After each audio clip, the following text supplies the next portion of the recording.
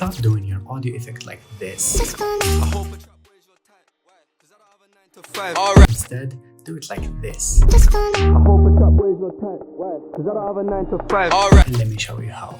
There you go. So inside Premiere Pro, you need to put the low pass effect to your audio, select the maximum cutoff for keyframe and put it between 1000 and 1005. Repeat the same thing oppositely. Don't forget to auto bezier. This will give it a smooth effect. And by the way, I have created a preset. Drop a comment below and I will send it to you.